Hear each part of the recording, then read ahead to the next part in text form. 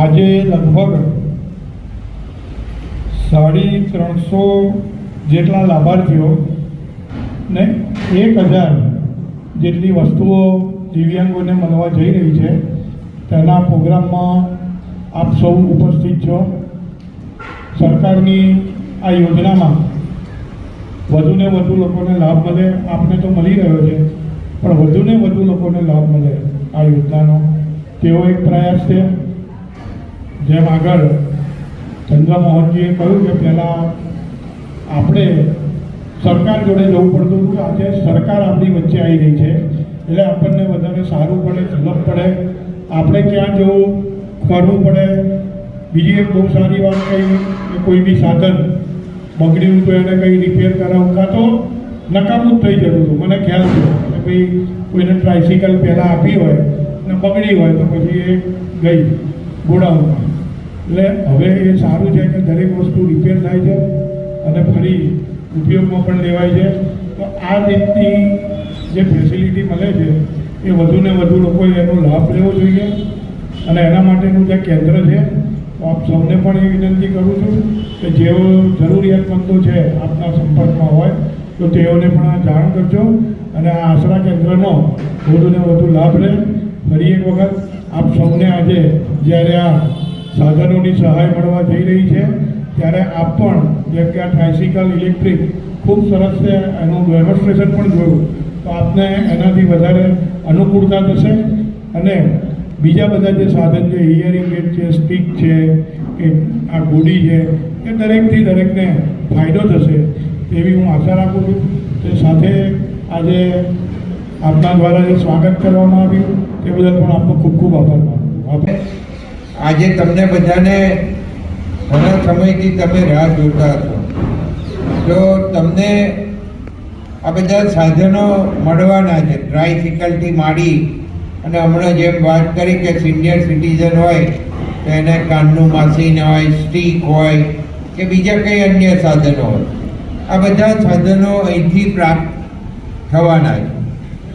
તો અને લગભગ શરૂ થઈ ઘણો સમય થઈ ગયો છે અને તમારા માટે આ ખૂબ આનંદની વાત કહેવાય કે આવું એક કેન્દ્ર આખા ગુજરાતની અંદર જ્યારે નડિયાદમાં હોય એ તમે વિચાર કરો કે આ પહેલું અહીંયા શરૂ કરવામાં આવ્યું તો આપણા માટે ખૂબ આનંદની વાત છે.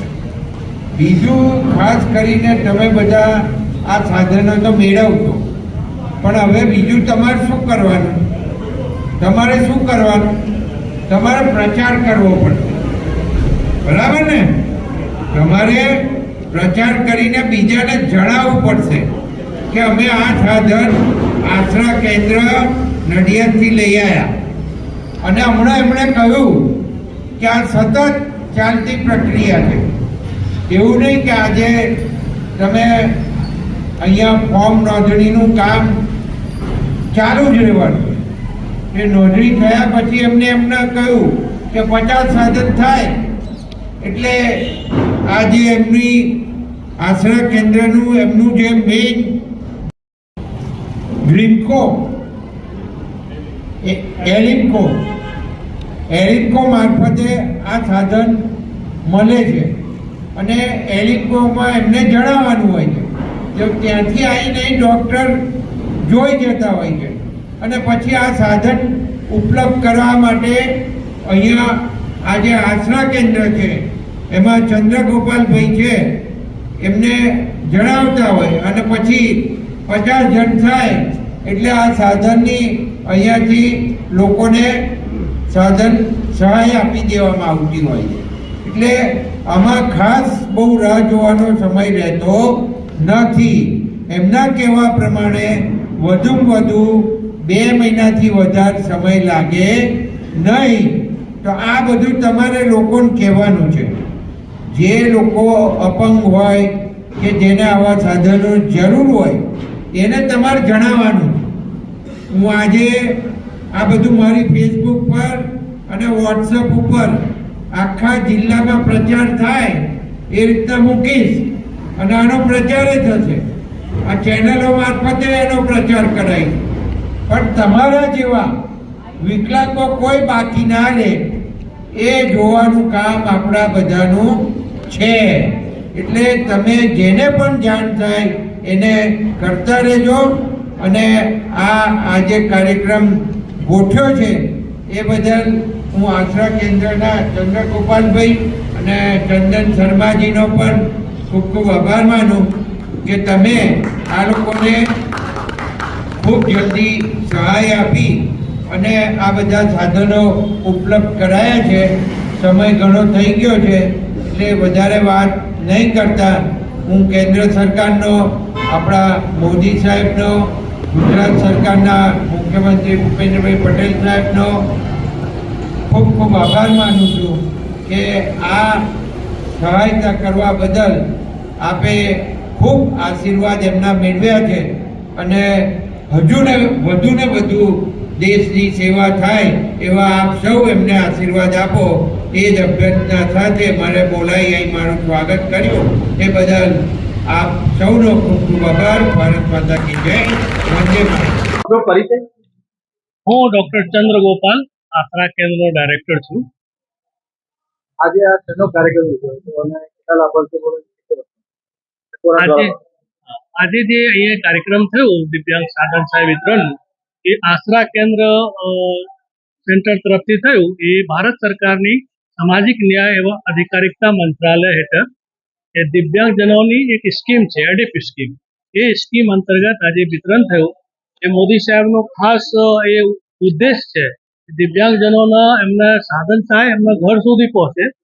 એટલા માટે અહીંયા એક આશરા કેન્દ્ર ચાલુ થયું, જે કેન્દ્રમાં ગમે તે દિવ્યાંગ આવે એના રજીસ્ટ્રેશન થાય, એનું પરીક્ષણ થાય અને સાધન સહાય મળી જાય. પહેલા અગાઉ શું થતું હતું, કેમ્પ માટે રાહ જોવું પડતા હતા લોકોને, અને હવે કેમ્પ રાહ જોવાની નહીં. એક બહુ ખાસ વસ્તુ થયું છે અને આખા ગુજરાતમાં સૌથી પહેલું આપણે નડિયાદમાં આ આશરા કેન્દ્રનો શુભારંભ થયું.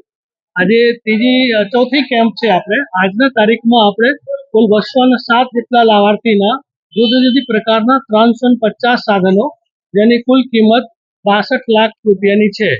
એટલે આજે આપણે વિતરણ કર્યું પંકજભાઈ દેસાઈ સાહેબના હસ્તે. ખાસ કરીને 118 જણાને બેટરી ઓપરેટેડ ટ્રાયસાયકલ આજે આપવામાં આવેલ છે. એ ખાસ એટ્રેક્શન છે આજનું કાર્યક્રમનું, કેમ કે એટલી મોટી સંખ્યામાં આ સાયકલ કોઈ એક જગ્યાથી જો ઓછું મળે છે.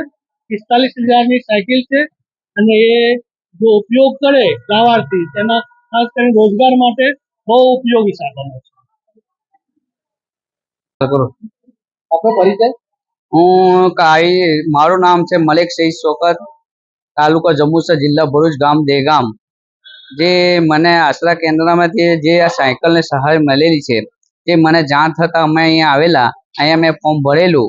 જે ફોર્મ ભરેલું તે આ સાયકલને સહાયથી મારું કંઈ રોજગાર મેળવી શકું છું, એના માટે આ સાધન મને મળેલું છે.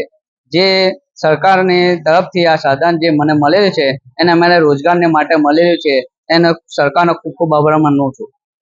શું તમારું મન શું કહેવું?